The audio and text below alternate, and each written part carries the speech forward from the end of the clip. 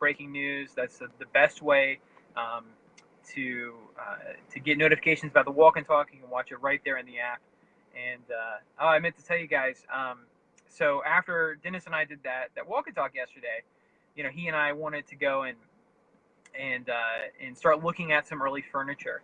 And we actually found what I think might be one of the perfect pieces for me. Actually, it won't be for Dennis's desk in the studio, but it would be for my desk in the studio. And we bought this little IKEA desk that will not look like a little IKEA desk when we're done with it. It's just kind of the bare bones of what we're working on. And so we're still waiting on the audience to build here. We've got another couple of minutes here another minute before everybody else joins us. So you guys are getting a little sneak peek. I also wanted to thank you guys. After that Walk and Talk yesterday, we noticed that many of you were, just amazing with your outgoing support in terms of donating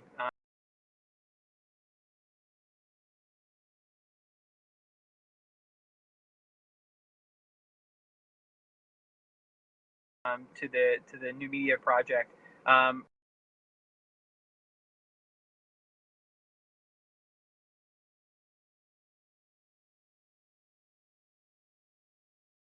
Very inopportune time. Producer at CNN. Maybe they saw it and they're wanting to disrupt our Walk and Talk. They're afraid of what the new media has become. So anyway, so I put that on do not disturb. So let's get right into it, guys. We had that great, amazing press conference that Donald Trump gave last night to announce his new SCOTUS pick.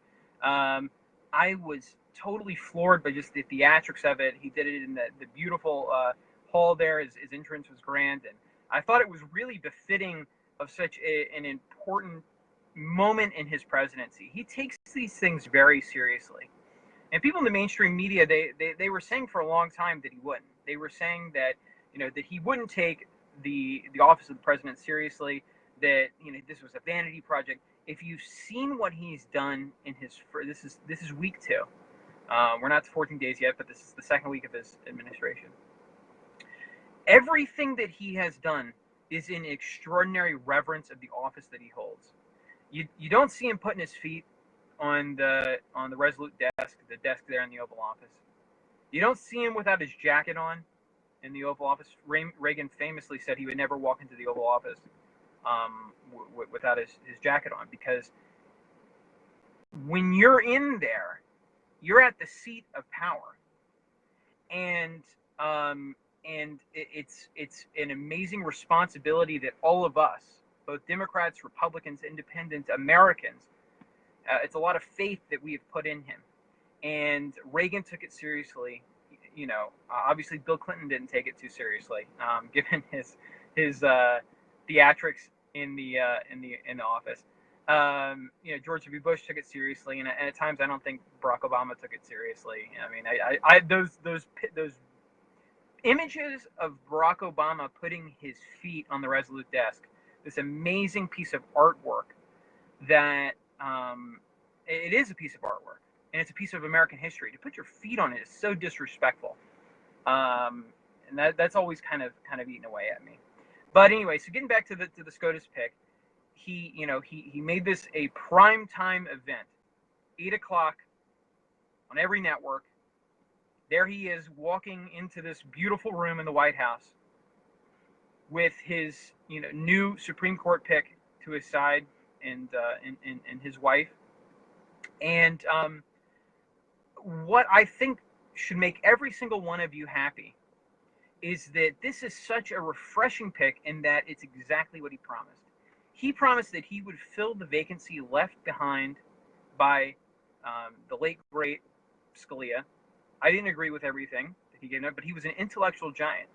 And the other people on the court, even the most liberal of justices on the court, respected him. And that's something that we missed today, is that there's not any mutual respect, or we've lost a lot of it. It used to be that, we could come to the table and we could say we disagree on these things, but I respect where you're coming from. I'm hearing you. I'm listening to you. And they still had that camaraderie when Scalia was on the court. And Ruth Bader Ginsburg, somebody that could not be more different ideologically, from Scalia. They would go to the opera together. They would have dinner together. They would open a bottle of wine together. They would talk. And it didn't compromise their values. They still believed what they believed. But they wrestled with problems and they took their job seriously. And that's something that we miss today. I mean, before I got on here, I was actually at the doctor's office because I stupidly slammed my door, my finger in a door about 2 weeks ago. And I've been walking around thinking that I have a broken finger. And so we'll see. I get x-rays and all that. But while I was sitting there, I was listening to CNN. And I saw Senator Al Franken just basically trashing Senator Ted Cruz. Ted Cruz is somebody that I agree with. I mean, I've got plenty of negative things to say about him. But he was sitting there in a committee hearing, trashing a U.S. senator that wasn't in the room. And several other senators said, hold on. This is a breach of decorum. You know, this isn't what you do. You don't trash somebody in the Senate without at least having them there to defend themselves. And so all of this is to say is that I hope that we're entering a new period of mutual respect, but I don't think we are. And the response to Trump's latest pick is very disheartening. You know, people that there were I think it was over a dozen Democratic senators voted for this guy back in 2006 when he was put into his current position in his current court, and he was unanimously approved. This is during the George W. Bush administration, and he was unanimously confirmed. Excuse me. And so, what has changed from 2006 to 2017? And I think it's that we're on both sides now honestly assessing what it is that this person is up for confirmation from. You know, we're on the front end, we're assessing these nominees and we're saying that they're going to rule this way. So I don't want them in the court. I want to filibuster. I want to put up every roadblock that I can to keep them out. That's not the purpose of the Senate. That's not the purpose of sitting there in one of the confirmation hearings. The purpose is this person qualified? Are they going to uphold the Constitution? Are they, did they check all of the traditional boxes? If so, what is there to deliberate? And so, this little tirade that I've gone on is in two parts. One is we don't have respect for each other anymore. In Congress, it's just all yelling and screaming. On TV, it's all yelling and screaming. There's no listening. People are not listening to each other anymore. We're trashing each other behind each other's backs. We're not having a dialogue. I'm going to get to this later, but we saw this with the media outcry around the travel ban, the temporary travel ban that Donald Trump signed an executive order on Friday. I'm going to get to that later because I want to save that for the end. But there's so much division. We're not talking about real issues. We're just screaming over one another. And I believe that President Trump's going to get this, get his pick on the court. But we'll see. The next thing that I wanted to talk about is in part related to this travel ban, and I think that there are two Americas. There's the America that's listening to the media and they live in this bubble, and sometimes I'm guilty of it too. And when they say the sky is falling, I start to think maybe the sky is falling. Maybe Trump's gone too far. But then sometimes I say, wait. There's a lot of hysteria. There's a lot of misinformation. There are a lot of preconceived notions that the media is bringing to bear that influence how I look at something that's breaking in the news. And I saw some of the latest polling that came out from Pew. And actually, a Democratic consultant sent this to me. I'm going to pull it up right here because it shocked me.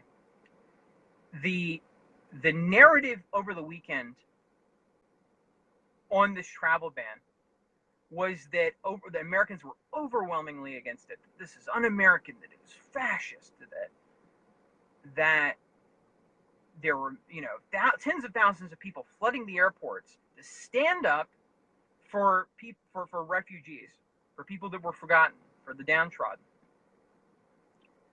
Obviously, that wasn't the case. That was a gross misrepresentation of what happened. But I don't want to get bogged down in that because that's not what I'm talking about at this point. I'll get to that in a minute. What I'm talking about is this media bubble that exists. And so there are two Americas, and it's not about politics. There are two Americas. There's an America that lives in that media bubble, whether they live in New York or Washington or live in the Acela bubble, or they live in Kansas, but they listen to what CNN is saying. It's either of those. And then there's another group of America, another part of America that does not. And they are both Democrats, Republicans, and independents, but they are not captured in the media coverage. And so this polling, it was actually Reuters, that this Democratic consultant sent me, was that on President Trump's executive order on immigration, the travel ban, 48% of Americans agree with it. 48% of Americans agree with Donald Trump's travel ban. If you've been watching CNN or MSNBC or any of these networks over the weekend, yesterday, Monday, that's not the vibe you got. It's not. It was as if the sky was falling. They called Monday night the Monday Night Massacre because Donald Trump fired the acting attorney general and Obama appointee. Someone, if you're the attorney general, your job is to uphold the Constitution, but you work at the mercy of the president. And you have two options if you disagree with the president. One is you can recuse yourself. There are going to be times when you disagree with the president. You recuse yourself and you let one of your subordinates take the case, move forward. That's not what she did. Or there's a second option. You could resign. There are two options. She didn't do either of those. She directed her Department of Justice to disregard the president, to disregard the law, to disregard their assessment of the law, and to listen to her interpretation. She directed her subordinates not to do their due diligence of the law or of the executive order and its constitutionality, its legality, and to just listen to her direction from on high. It's ridiculous. And so the Democrats were crying and protesting on the Capitol. I saw friends on Facebook. I still have lots of friends that are Democrats, and they work on the Hill and stuff like that. They're protesting behind the Capitol building, calling it a Monday Night Massacre, all this hyperbole. And let's get back to this polling, because it cuts through that hysteria. 48% agree with it. Only 41% disagree with it. Of independents, and this is wild. 44% of independents agree with it. Only 36% disagree with it. 82% of Republicans agree with Donald Trump's temporary travel ban.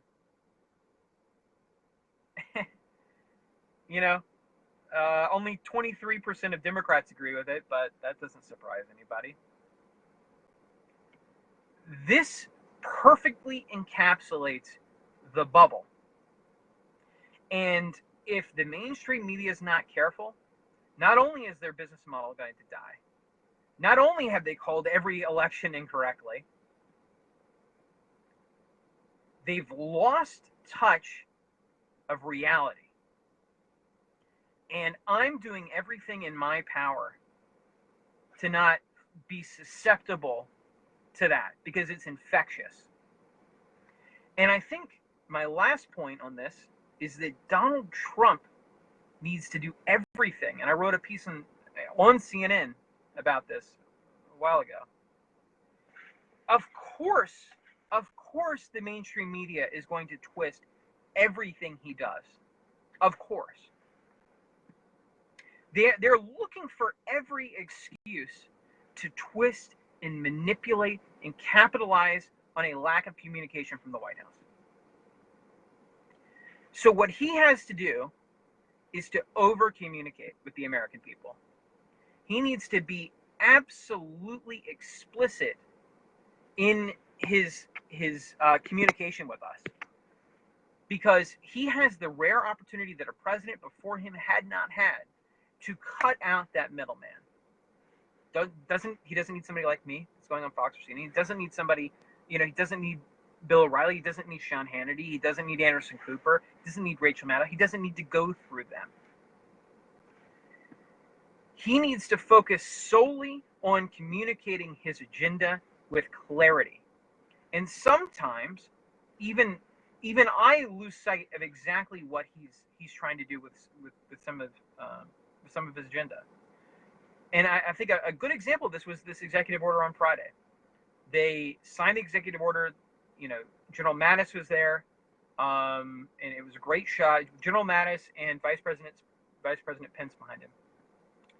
And then we received almost no communication on the executive order for 48 hours from the White House. There were little things. There were statements that came from the Department of Homeland Security. There was very little communication until the Sunday morning shows, when they brought out, Rudy Giuliani and Kellyanne Conway and some others, and Reince Priebus. That's a mistake. It's a mistake. Even though the polling shows that Americans are overwhelmingly in support of this, I think that the numbers could be even higher. And so when we're talking about these bubbles, they're not Democrat, they're not Republican, they're not independent, they just are. And my point is, I think that he has the potential to grow the Trump coalition to being this apolitical, massive political force that tears down the Democratic establishment, that tears down the Republican establishment, and he's started there. He has made progress on that front, but he hasn't fully executed it yet. He has the potential to tear down the media establishment while he's doing it. And so, in real terms, what does this mean? It means that if you're going to sign an executive order on Friday, you need to, especially one that's going to be as controversial as this one, especially one that will get liberal fanatics out to protest it, which is basically anything he does, because they're losing their minds. Address us. Do a video. It costs almost nothing. They've got a White House video team, and cut through all of the bull that the media is going to throw at you before they even can. Just cut through it. Address us and say, this is what it is. It's a temporary travel ban. It's going to be for 90 days. The reason we're doing it is because it's not because this is some sort of Muslim ban, because it's not. It's because these are terrorist hotbeds, and we need to get a hold on who's coming here as both a refugee, as somebody that's on a student visa, as somebody that's on a green card. We need to understand who these people are. And if you have legal documentation to come to this country during this travel ban, we will review your case on a case-by-case basis. We're not just going to leave you out in the cold. If you're a student that has been studying here in the United States, and you're from one of these countries, and you just went to go home and visit family, we're not going to leave you out in the cold. We're not going to leave you stranded in JFK. We're going to do an enhanced interrogation or whatever it is to determine that you are both a lawful entrant to the United States, and that you have some sort of legal status, and that you don't pose a risk or any sort of danger to American stability. That's what I wish that he would have come out and said. But instead, he signed this executive order that in practice is fine. The mainstream media twisted it for almost 48 hours without any response from the White House. And that is just a missed opportunity. Because this immigration executive order, while it's almost a win at 50%, it should have been an overwhelming. This should be, national security should be something that we all agree on. And I can tell you, after 9/11, all these Democrats, especially even in here in New York, were on the bandwagon to crack down on terrorist hotbeds, to take on Al Qaeda. If we have a president that stands up and clearly articulates the threat and what he's doing to take it on, people will follow him. All the American people want is a leader, and he is a leader. But he needs to communicate that. And he needs to cut through this BS that the media is trying to push, that he's some sort of, that he's Islamophobic or that he's anti-immigrant. How could someone that is the husband of a strong Slovenian immigrant, she's the mother of his son, how could he be anti-immigrant? His grandfather was a German immigrant. His grandmother was Scottish. This guy's life is intertwined in the American dream and immigration. Everyone in this country wants lawful immigration. Everybody. Everybody, you know, that there are people that are persecuted, as Trump has said, many Christians in the Middle East, persecuted. We can help these people in some way. But we need it. We need this lifeblood of immigration, but we need it in moderation. And we need to do it intelligently. And while Trump is communicating that in our circles, sometimes I fear that we're missing an opportunity to communicate with all of these people that would coalesce around him. And my sincere hope is that his team, because I don't put this on Trump, his job isn't to come up with communication strategy. You know, it's not. I mean, his job is to lead the free world. His team needs to do a better job of defending him. And the best form of defense is an offense. And so you know the media is going to twist your stuff. If you're going to roll out an executive order, come out with a deluge of information and reality and fact, and educate the American voter, to educate the consumer of the news before the media can twist what it is that you're doing. And so, you know, with that, the best form of defense is offense, and I think that he's got to stay in that mentality, this campaign war-like mentality, and I certainly am, because while I think it's possible that, you know, we can all come together, it's got to be under mutual understanding. And right now, one side is hell-bent on labeling all of us, everybody that's reading this, everybody that's commenting, everybody that's watching, me, DML, everybody. They want to brand us as Islamophobic, racist, homophobic, transphobic, you know, whatever phobic. You know, that's what they want to label us as, because they want to discount what we're saying before we even say it. And so we have to stay in this. We have to be compassionate.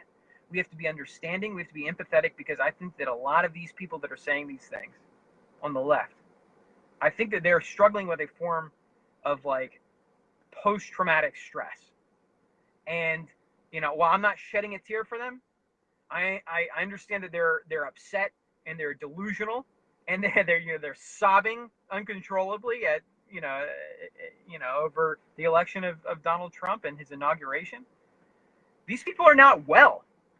And so while I make fun of them sometimes, and I laugh or point, and I get into fights with them, you know, at some level, the human side of me feels really bad for them, because it's a sorry state.